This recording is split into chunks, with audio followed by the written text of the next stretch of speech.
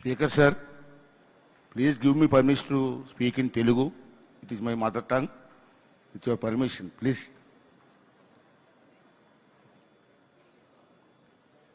గౌరవ లోక్సభ స్పీకర్ గారు ఓం బిర్లా గారు,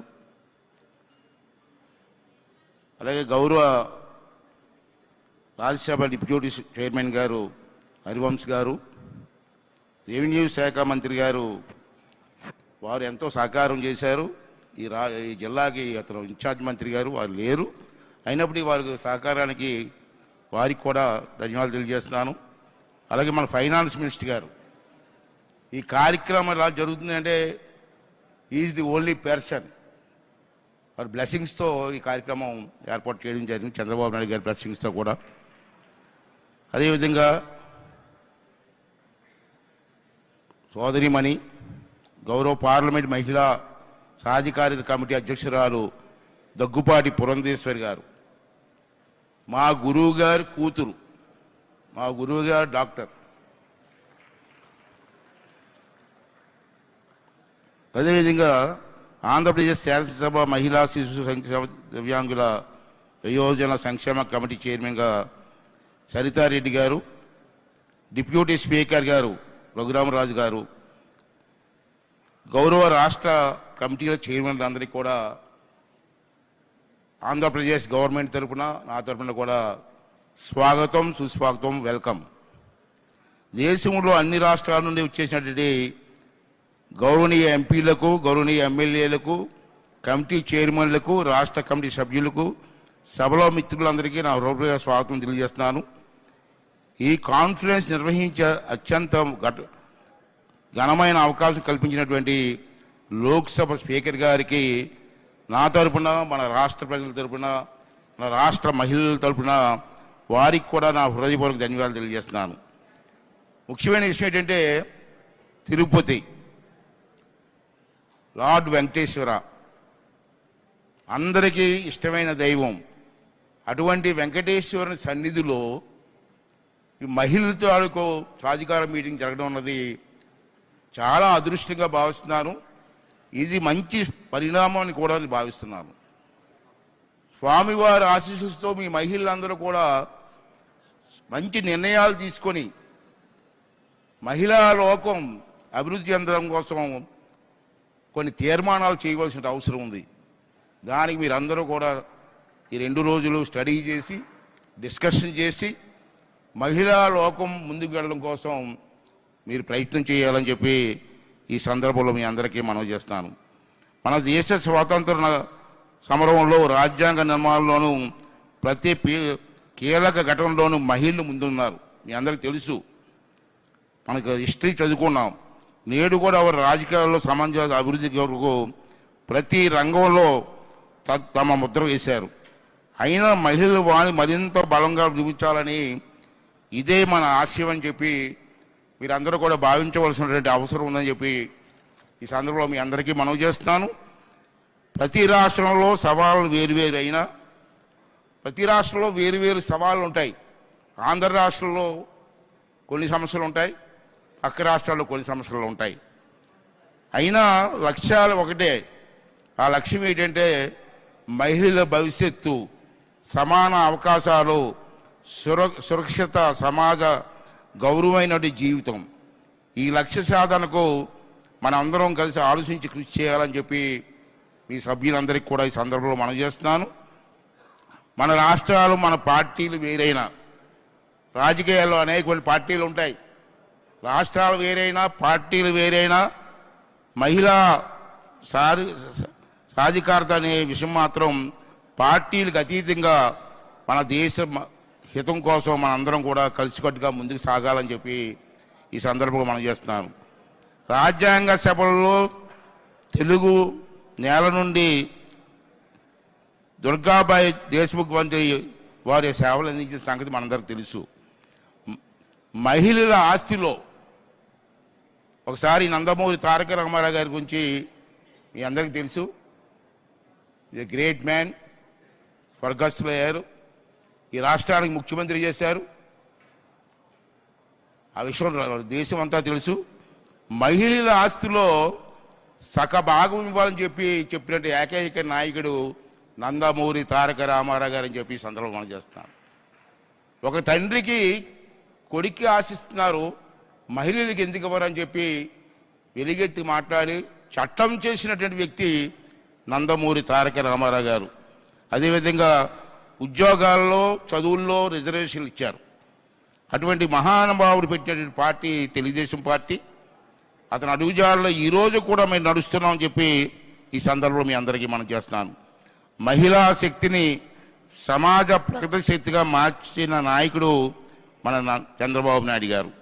స్వయం సహాయక బృందాలు SHGS బలోపేతం చేయడం ద్వారా, స్వయం ఉపాధి అవకాశం కల్పించడం ద్వారా, రాజకీయాల్లో మహిళా ప్రాతినిధ్యం ప్రోత్సహించడం ద్వారా ఆయన మహిళా సాధికారత విషయంలో చూపిన దృష్టిని ఈ సందర్భంలో మీరందరూ కూడా ఆలోచన చేయవలసినటువంటి అవసరం ఉంది.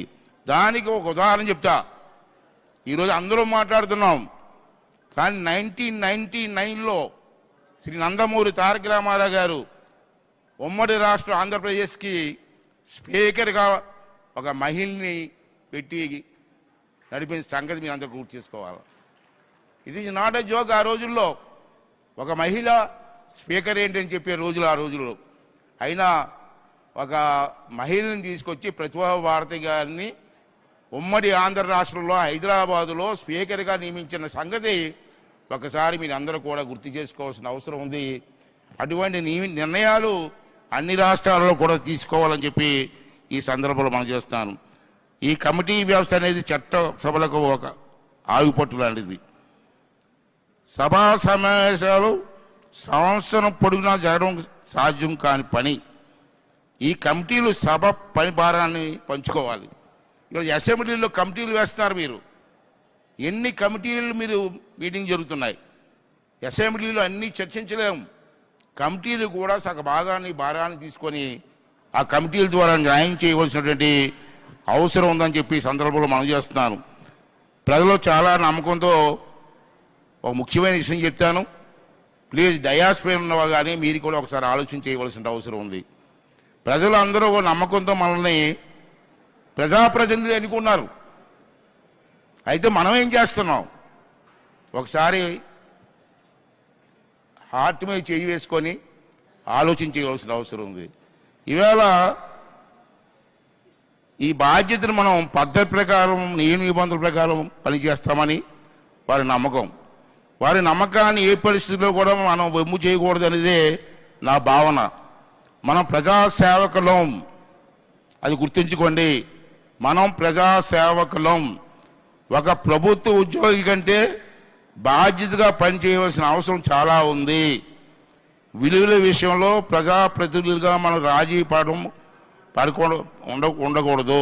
రాజీ పడటం ఉండకూడదు. మన ప్రవర్తన సమాజానికి ఆదర్శంగా ఉండాలని చెప్పి ఈ సమావేశం ద్వారా మీకు మనం చేస్తాను. శాసనసభాపతిగా ఒక ప్రశ్న నన్ను వేధిస్తుంది సార్. వేదిక ఉన్న పెద్దలందరూ కూడా ఆలోచించాలా.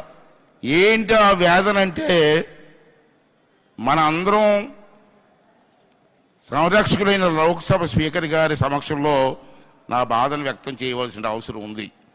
అందుకే నేను మనసు విప్పి మాట్లాడుతాను. ఈరోజు ఇందాక చెప్పాను, చిరుద్యోగులు సైతం నో వర్క్ నో పే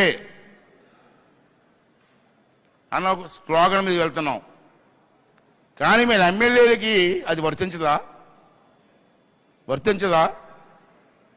మన ఎమ్మెల్యేలు శాసనసభకు కూడా రావట్లే. ప్రజలు ఎన్నుకొని మా సమస్యలు పరిష్కారం చేయండి మహాప్రభు అని చెప్పి మనకు ఓట్లేస్తే అసెంబ్లీకి రారండి? రారా? ఎక్కడో బయట మాట్లాడే బదులు అసెంబ్లీలో మీరు మాట్లాడవచ్చు కదా. మీ ప్రజా సమస్యలు పరిష్కారం చేయడం కోసం ప్రభుత్వం దృష్టికి తేవచ్చు కదా. ఎందుకు రావట్లేదు అన్నది స్పీకర్ గారు, వేదిక మీద పెద్దలందరూ కూడా పరిశీలించవలసిన అవసరం ఉంది సార్. ఒక ప్రభుత్వ ఉద్యోగి రాకపోతే సస్పెండ్ చేస్తున్నారు, ఎమ్మెల్యేలకు లేదా అండి? అంచేత ఎమ్మెల్యేలు సభకు రాకపోతే ఏం చెయ్యాలన్నది స్పీకర్ గారు సరైన చర్య తీసుకోవాల్సిన అవసరం ఉందని క్లాప్స్ కొట్టండి అమ్మా. కొంచెం ఆంధ్ర వాళ్ళని కట్టండి, తెలుగు వాళ్ళని కట్టండి. Is a main important point. అంటే నేనేమంటానంటే స్పీకర్ గారు కూడా ఆలోచించాలి, పెద్దలు పురంధేశ్వరి గారికి కూడా ఆలోచించవలసినటువంటి అవసరం ఉందని చెప్పి మనం చేస్తాను. అదేవిధంగా నియమ నిబంధనలు ఉన్నా లేకపోయినా మనం ప్రభుత్వ ఉద్యోగుల కంటే ఉన్న ప్రణామాలతో నడుచుకోవాలి. దురదృష్టవశాత్తు మన ప్రజాప్రతినిధులు ఉన్న విలువల ఆదర్శాలు పాటించడంలో విఫలం అవుతున్నారు. Speaker sir, one more request to you. Please give some instruction to all assemblies in the country. At least House must run at least for a year, 60 days for a year. In the year, 60 days in the year.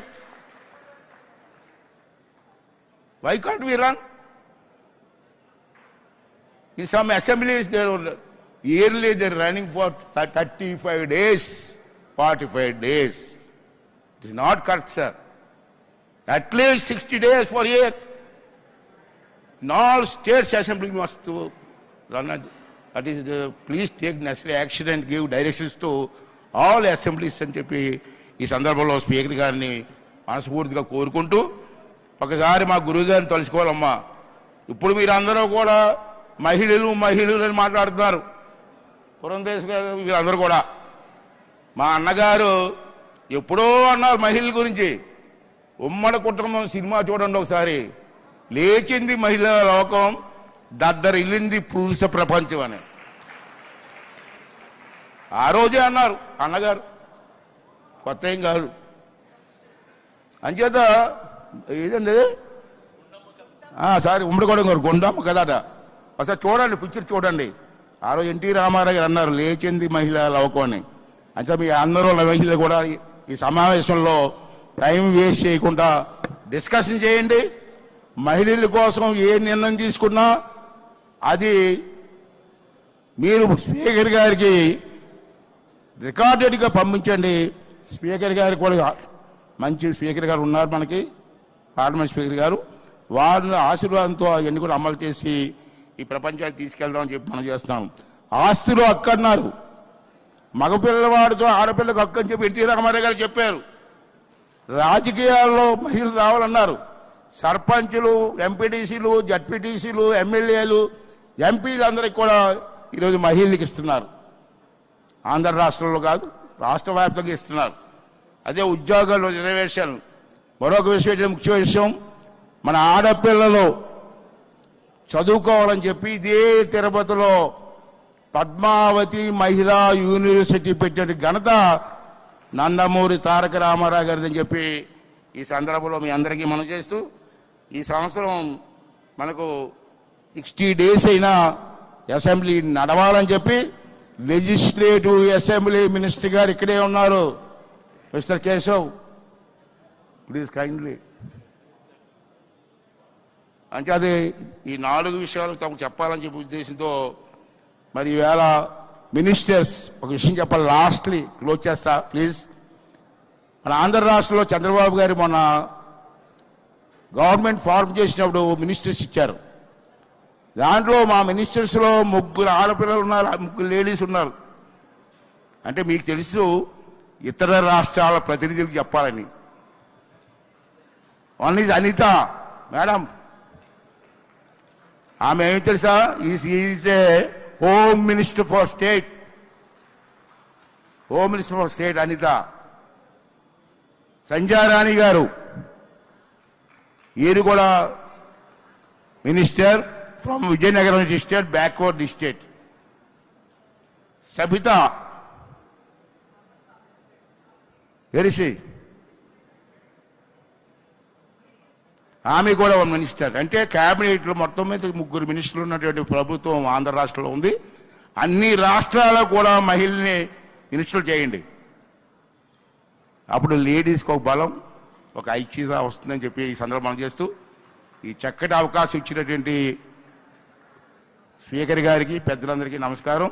ఈ 2 days కూడా రేపు morning మనందరం కలిసి lord Venkateswara దర్శనానికి వెళ్తున్నాం. ఆ timings అవి చెప్తాం, మీరు అందరూ కూడా కోఆపరేట్ చేసి వెళ్తే చక్కటి దర్శనం ఏర్పడుతుంది. ఈ 2 days కూడా మా ఆతిథ్యం స్వీకరించి మా రాష్ట్ర వారిని, మా రాష్ట్ర ప్రజలందరినీ కూడా దీవించి ఈ తాలూకు ఐక్యత చాటాలని చెప్పి మరొకసారి కోరుకుంటూ థ్యాంక్ యూ అండి, థ్యాంక్ యూ వెరీ మచ్ అండి.